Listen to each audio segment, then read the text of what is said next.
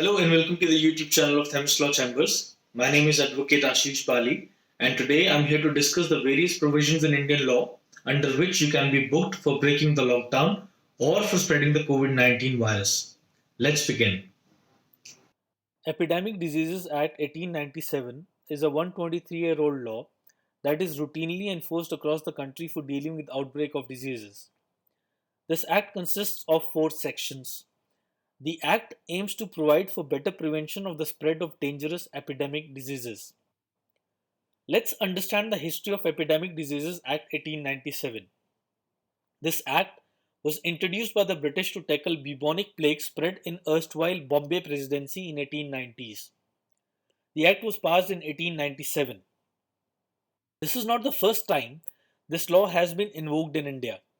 In the year 2009, Section 2 of the Act was used to tackle swine flu outbreak in Pune, to open screening centers in civic hospitals across the city. In 2015, Chandigarh implemented the Act to deal with malaria and dengue. In the year 2018, District Collector of Vadodara issued notification declaring Khet Karamsia village cholera affected. To understand this act better, let's understand its various sections. Section 1 describes all the titles and extent of the act. Section 2 empowers state governments or union territories to formulate regulations to contain outbreak. According to provisions of Section 2 of the act, when state feels it is threatened with outbreak and ordinary provisions of law are insufficient, then the state can take measures, prescribe temporary regulations to be observed by the public. Section 3 provides penalties for disobeying any regulation or order made under the Act. Section 3 provides for 6 months imprisonment or rupees 1000 fine or both on person disobeying the Act. Section 4 deals with legal protection to implementing officer acting under the Act. During the COVID 19 pandemic, there have been instances of the most critical service providers, that is, members of healthcare services, being targeted and attacked by miscreants, therefore obstructing them from doing their duties.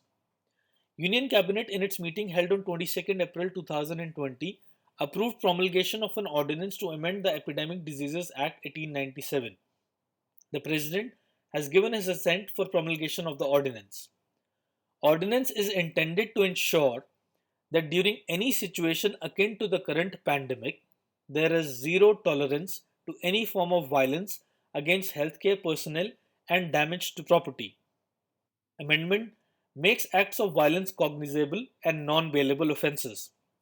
Commission or abatement of such acts of violence shall be punished with imprisonment for a term of 3 months to 5 years and with fine of rupees 50,000 to rupees 2 lakhs.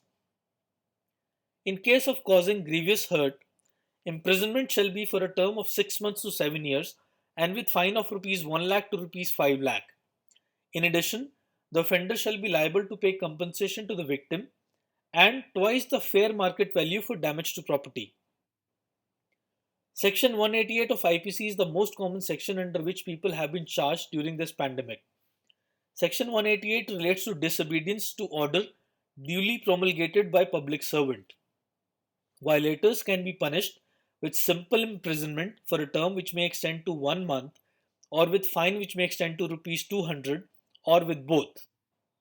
And if such disobedience causes or tends to cause danger to human life, health or safety, or causes or tends to cause a riot or affray, shall be punished with imprisonment of either description for a term which may extend to 6 months or with fine which may extend to rupees 1000 or with both. There must be evidence that the accused had knowledge of the order with the disobedience of which he is charged. Mere proof of a general notification promulgating the order does not satisfy the requirements of this section. The offence under this section is cognizable, bailable, non-compoundable and triable by any magistrate. Another important section is section 269 of the Indian Penal Code. It talks about negligent act likely to spread infection of disease dangerous to life. Whoever unlawfully or negligently does any act which is, and which he knows or has reason to believe to be, likely to spread the infection of any disease dangerous to life, shall be punished with imprisonment of either description for a term which may extend to 6 months or with fine, or with both. The offence under this section is cognizable, bailable, non-compoundable, and triable by any magistrate. In section 270 of IPC, negligent is replaced by malignant. That indicates a deliberate intention on the part of the accused. It says malignant act likely to spread infection of disease dangerous to life. Whoever malignantly does any act which is, and which he knows or has reason to believe to be, likely to spread the infection of any disease dangerous to life, shall be punished with imprisonment of either description for a term which may extend to 2 years, or with fine, or with both. The offence under this section is cognizable, bailable, non-compoundable, and triable by any magistrate. Both sections have been used for over a century to punish those disobeying orders issued for containing epidemics.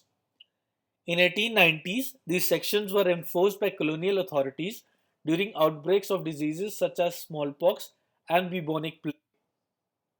In an 1886 case at Madras High Court, a person was held guilty under Section 269 for travelling by train despite suffering from cholera. Another person who bought the train ticket was held guilty for abetment of the offence of the former. In June 2015, a district court in Muzaffarpur directed police to register an FIR against two Nestle officials and film star Amitabh Bachchan, Madhuri Dixit, and Preeti Zinta, who had featured in the Maggie advertisements, and arrest them if required. The case was filed under IPC sections 270, 273, and 420.